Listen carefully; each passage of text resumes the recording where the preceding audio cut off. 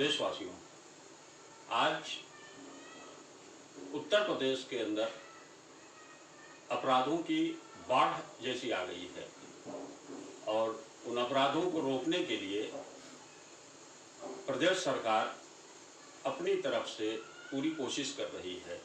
लेकिन जिस तरह के मामले बार बार समाज के सामने आ रहे हैं वो इस तरह के मामले हैं कि लोगों को सवाल पूछना पड़ रहा है अपनी प्रदेश सरकार से कि घटनाओं के पीछे की साजिश हो या घटनाओं के आगे की विवेचना हो, उसमें पारदर्शिता नहीं दिख रही है।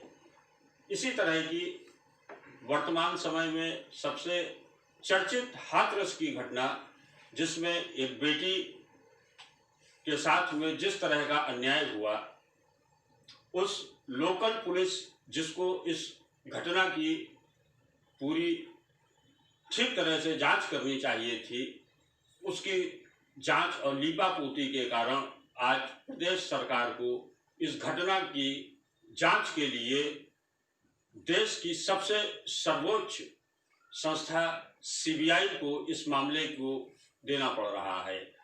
माननीय मुख्यमंत्री जी ने अभी बताया कि 3 अक्टूबर को हाथरस की घटना को सीबीआई के सुपुर्द करने की कवायद शुरू कर दी गई है। इस सिलसिले में हमारे साथ इस डिबेट में आमंत्रित हैं मुन्ना सिंह जी, रिटायर्ड जिला शासकीय अधिवक्ता, भोला सिंह पटेल जी, अध्यक्ष बीडीएम ऑर्गेनाइजेशन, महफूज आलम साहब, सीनियर एडवोकेट हाई कोर्ट। इसी के साथ चर्चा को आगे बढ़ाते हुए हम सबसे पहले चलते हैं मुन्ना सिंह जी के पास में। एक सवाल मुन्ना सिंह जी है कि प्रदेश में वर्तमान समय में जो घटनाएं हो रही हैं, चाहे वो हत्या हो, चाहे वो रेप हो, चाहे वो भ्रष्टाचार हो,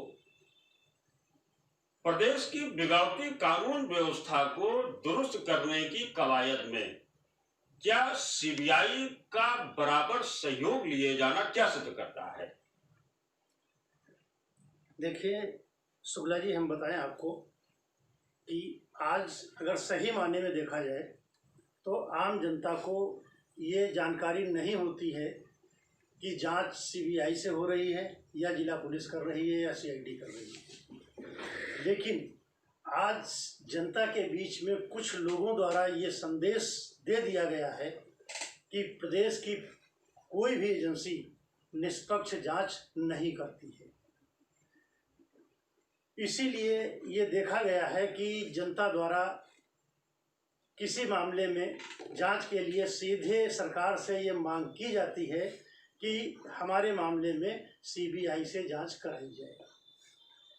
अब जहां पर बात आती है कि सीबीआई पर भरोसे की बात, तो ये लोगों के दिमाग में है कि हमारी एजेंसी या हमारे प्रदेश की या राज्य सरकार की जो एजेंसियां हैं वो निष्पक्ष जांच नहीं करती हैं और आगे चल के केस ढुलमुल होकर के छूट जाता है। लेकिन सही मायने में अगर देखा जाए तो ऐसा नहीं है।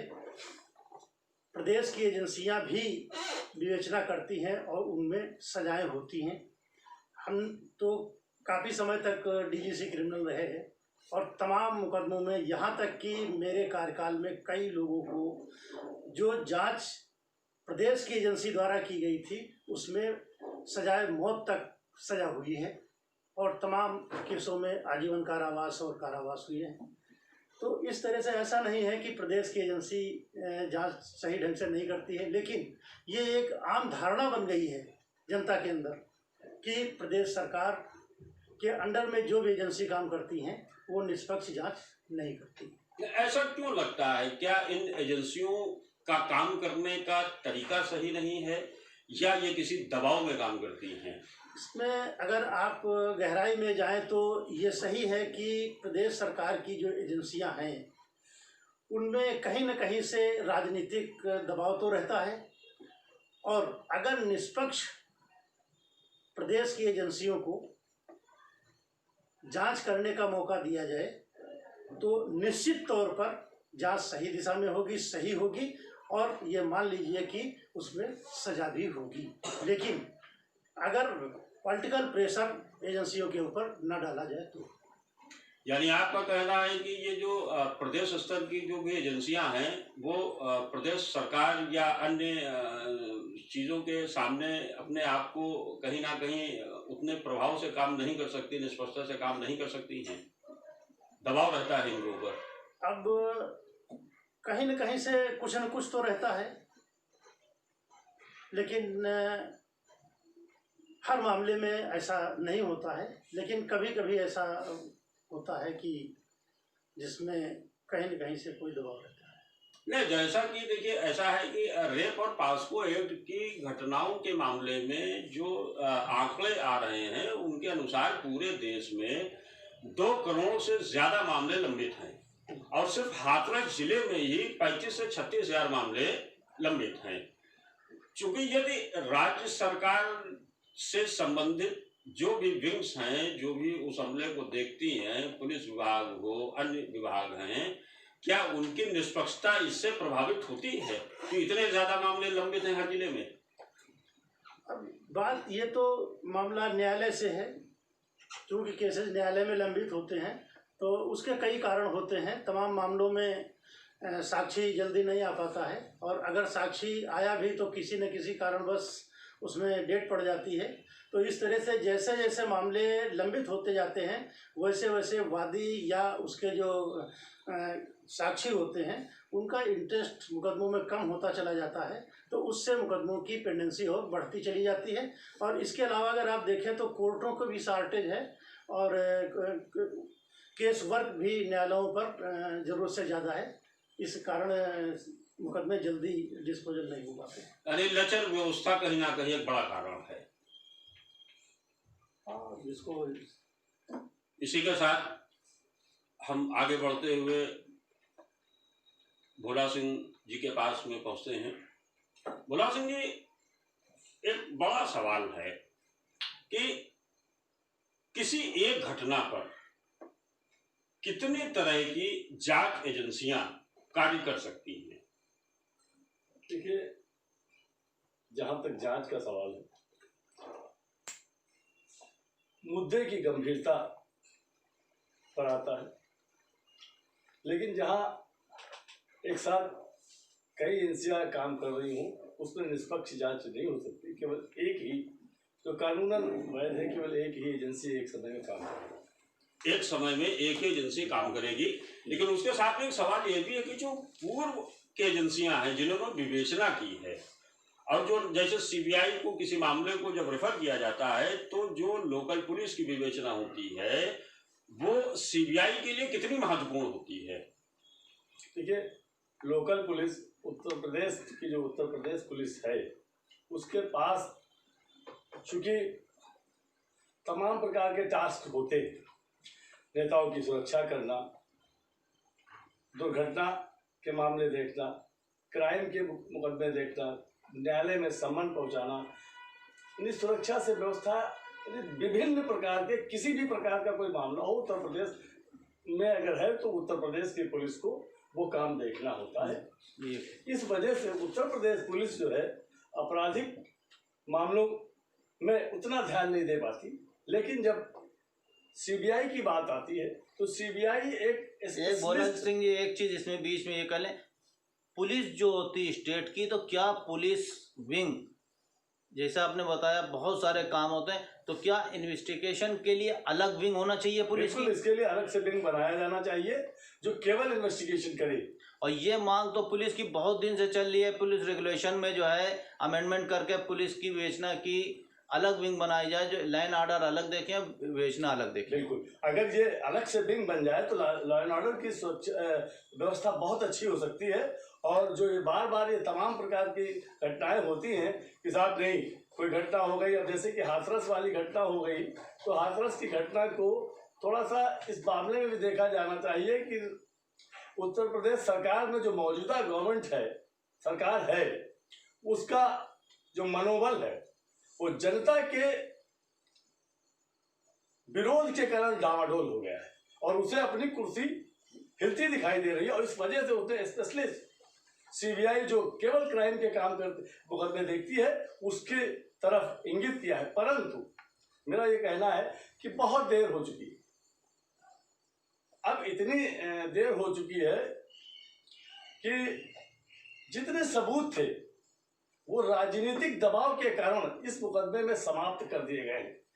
देखें कि पुलिस कर दिए गए हैं या कर दिए गए होंगे, दो सवाल हैं। नहीं, कर दिए गए होंगे जी। इस वजह से क्योंकि देखिए उसकी जो पीड़िता है उसका आइडेंटिफिकेशन नहीं आया।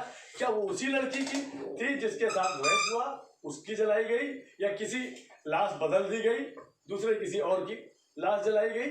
तो पुलिसिया जो सवाल है, जो राजनीतिक दबाव में इसमें इस समय हुआ कि उसका पंचायतनामा पुलिस इंक्वेस्ट रिपोर्ट कब भरी गई, उस पर कौन कौन किसने हस्ताक्षर किए, पोस्टमार्टम रिपोर्ट में क्या आया, और पुलिस ने जब FIR उसके परिवार वालों ने कराई तो उसकी जो मेडिकल है क्यों नहीं कराया गया? तुरंत FIR होने के बाद ही तुरंत ही पीड़िता का मेडिकल कराया जाना चाहिए, जो पुलिस ने नहीं किया। मैं समझता हूँ यहाँ पर जो सबूत थे वो पुलिस के द्वारा कमजोर किए गए। परंतु इसमें जो उस पीड़िता ने सोशल मीडिया पे अपना बयान दिया है, किसी के जरिए दिया, लेकिन उसका बयान आया कि उसके साथ लोगों ने बलात्कार किया, और उसकी बॉडी पे जो हमें जानकारी आई है उस पे ये है कि उसके प्राइवेट पार्ट से चोटें आई हैं।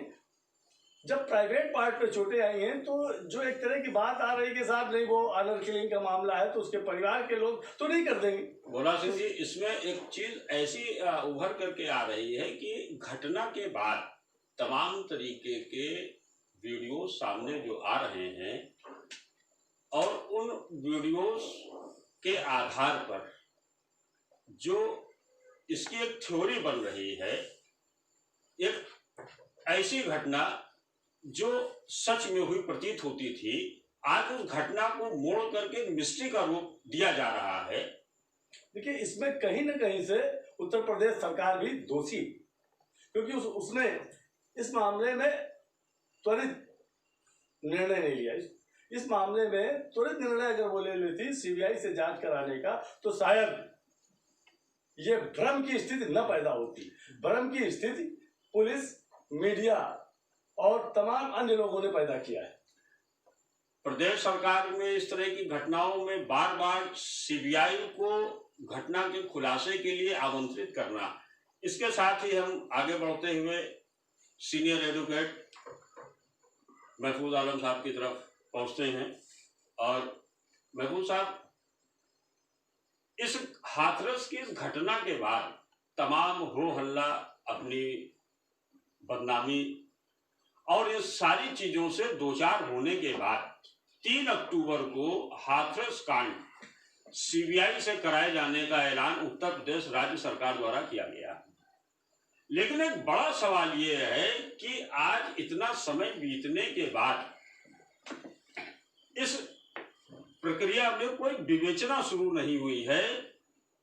ये क्या मात्र जनता को आश्वासन दिया गया है, या इसकी क्या प्रक्रिया होती है कि राज्य सरकार द्वारा किसी अपराध की विवेचना जब सीबीआई को हस्तांतरित की जाती है? इस चैनल के माध्यम से लोगों को ये आपके माध्यम से बताना चाहते हैं कि प्रक्रिया क्या होती है।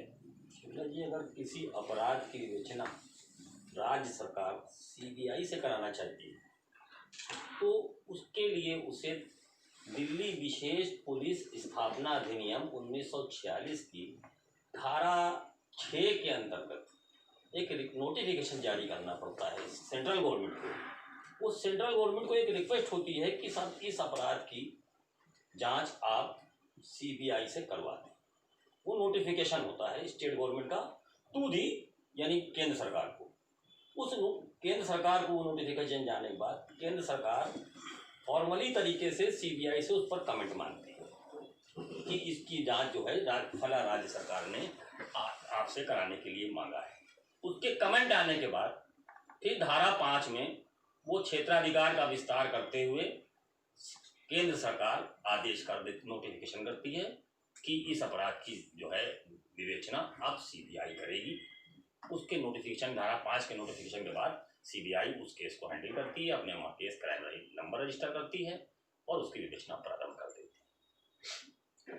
इस 3 तारीख को जो आदेश यहाँ से हुआ होगा, अगर तो 3 तारीख को रिक्वेस्ट भेजी गई राज्य सरकार के द्वारा सीबीआई को सेक्शन रिक्वेस्ट भेजी गई होगी सेक्शन 6 के तहत केंद्र सरकार को जी केंद्र सरकार को रिक्वेस्ट भेजी गई होगी कि इस अपराध की साफ जांच जो है सीबीआई से कराए। जी।